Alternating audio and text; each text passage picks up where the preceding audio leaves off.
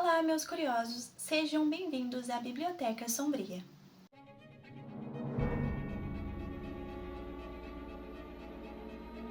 No vídeo de hoje, vou contar para vocês o caso sombrio de Arne Johnson e o envolvimento com os Warren. O diabo me fez fazer isso. Imagine ser acusado de assassinato e a sua única defesa ser: o diabo me fez fazer isso. Parece um roteiro de filme, mas isso aconteceu. Em 1981, um jovem chamado Arne Chesley Johnson chocou os Estados Unidos ao afirmar que não era ele quem controlava suas ações, ele estava possuído. Ele era um receptáculo para o mal. E foi nesse momento que o casal Warren, os mais famosos demonologistas da América, entrou em cena. Mas será que eles ajudaram a revelar a verdade? Ou esconderam algo muito mais sombrio? Então hoje você vai conhecer o caso que inspirou o filme Invocação do Mal 3. Mas a verdade vai muito além da ficção.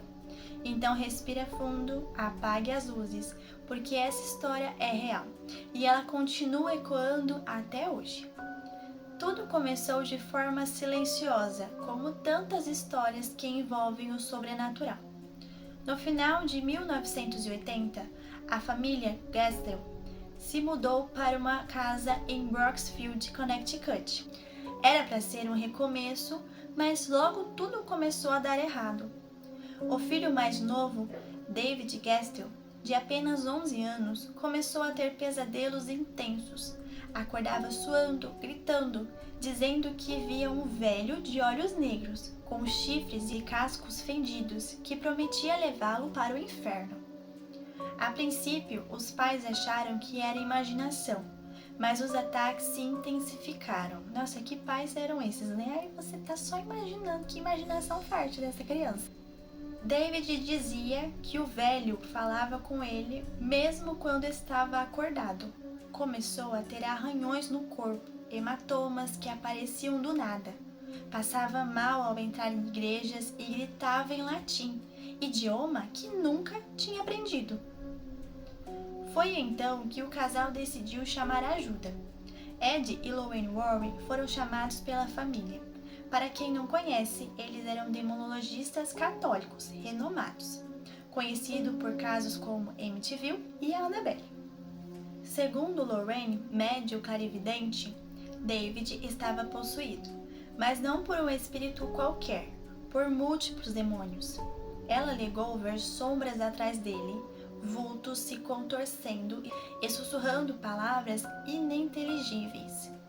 E durante sessões de exorcismo, com autorização de um bispo católico, David parecia mudar de voz, imitar férias, cuspir, vomitar sangue.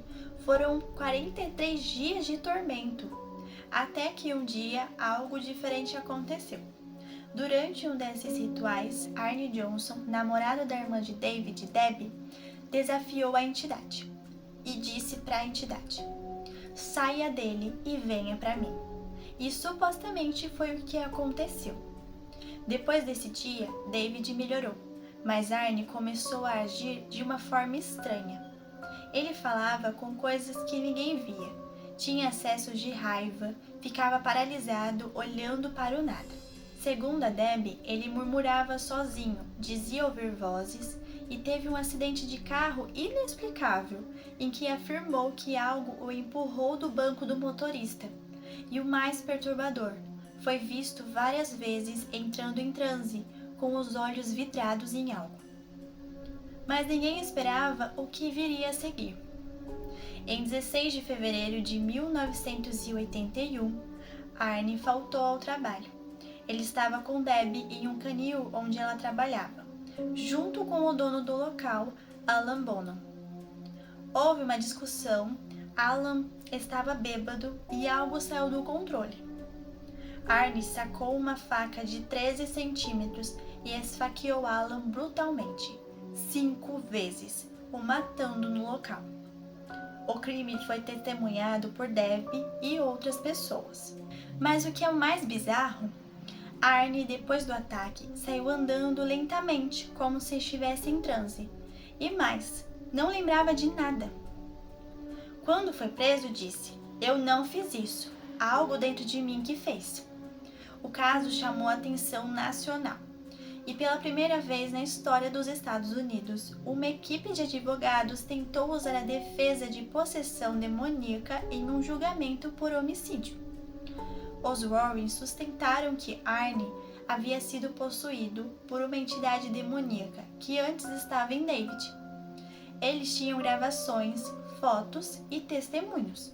Mas o juiz mesmo assim recusou a defesa paranormal e alegou que isso era impossível de provar cientificamente. Ainda assim, o caso se espalhou pela mídia. A opinião pública se dividia. Seria uma desculpa conveniente para um crime passional?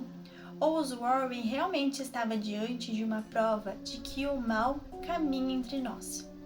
Aqui começa a parte mais sombria e menos conhecida da história. Alguns investigadores independentes apontaram inconsistências. Os pais de David posteriormente acusaram os Warren de explorar a situação para ganhar fama. O autor Gerald Brittle, que escreveu o livro sobre o caso, foi acusado de sensacionalismo, e a igreja nunca confirmou oficialmente o exorcismo. Tudo foi feito à margem. Médicos e psiquiatras que analisaram David mais tarde suspeitavam de transtornos psicológicos. E mais, uma ex-namorada de Arne afirmou que ele já tinha comportamento agressivo e instável antes do suposto envolvimento sobrenatural. Mas será que os Warren ajudaram ou mascararam um problema real? Arne foi condenado por homicídio culposo, sem intenção de matar, a 10 a 20 anos de prisão, mas cumpriu apenas 5 anos. Casou-se com Debbie ainda preso. Ela o defendeu até a morte. Após sair da cadeia, Arne manteve silêncio por décadas e só voltou a falar após o filme feito pela Warner Bros. Mas mesmo assim, evitou detalhes. Nunca negou o envolvimento demoníaco, mas também nunca revelou tudo o que teria visto ou sentido. Debbie morreu em 2021 e Arne hoje vive afastado da mídia. Mas o que realmente aconteceu naquele caso? Será que foi um crime passional transformado em espetáculo sobrenatural? Ou será que os Warrens estavam certos e o mal usou Arne como marionete? A resposta talvez esteja perdida no tempo. Mas uma coisa é certa, naquela casa algo aconteceu. Algo que desafiou a lógica, algo que marcou para sempre todos os envolvidos. O caso de Arne Johnson não é apenas sobre assassinato, é sobre fé, é sobre manipulação, é sobre o medo do invisível. No fim, talvez nunca saibamos se o diabo realmente fez Arne cometer aquele crime. Mas depois de ouvir essa história, você ainda duvida que ele é capaz? Se você gostou dessa história macabra, já deixa seu like e compartilhe com seus amigos. Se você ainda não é inscrito no canal, já se inscreva, porque eu quero te ver para o próximo conto. E uma pergunta que fica, que eu quero que vocês respondam aqui nos comentários. Vocês acham que uma força demoníaca afetou Arne e fez ele cometer esse assassinato? Ou você acha que não, que como ele já tinha esse histórico de pessoa violenta, ele realmente matou porque ele quis? Deixa aqui nos comentários a opinião de vocês. Esse foi o vídeo de hoje. Te espero para o próximo conto.